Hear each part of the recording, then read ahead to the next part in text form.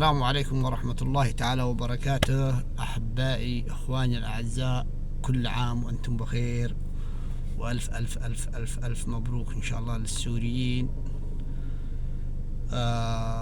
وإحنا فرحنا بفرحتهم، وإن شاء الله بإذن الله إنه سيكون سوريا جديد ووطن جديد ومستقبل جديد للسوريين من حيث الأمن والأمان والاستقلال والراحة والازدهار، كل ما ينبغي إن شاء الله، وكل ما إن شاء الله فقدوه من سنين إن شاء الله يتحقق لهم، وتصير سوريا جنة، يا بلدنا جنة زي ما قال. رحم الله الشهداء وفرج الله عن المعتقلين إن شاء الله. أنا أناشد الأخوة السوريين، لدينا 5 طلاب يمنيين كانوا مبتعثين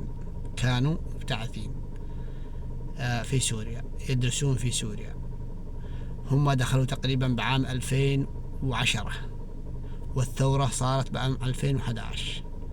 المهم انه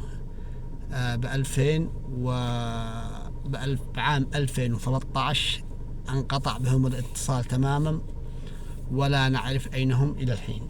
والمشكلة ان اهلهم غلابة، لا يوجد معهم تواصل اجتماعي ولا يوجد معهم اي شيء.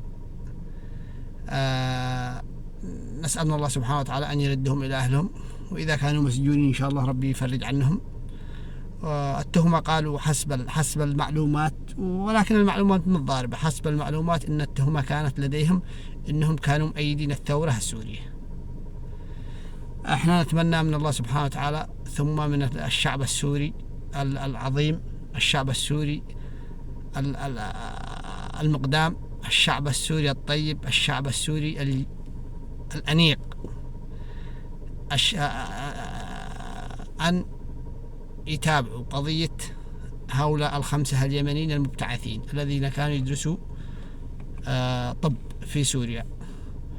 ولأنه شوف، احنا الثورة حقنا بعام 2011 وحق سوريا صارت كذا وخلاص، ما تابعوا عليهم ولا أرسلوا لهم طيران يرجعوهم على اليمن ولا شيء. لكن أسأل الله سبحانه وتعالى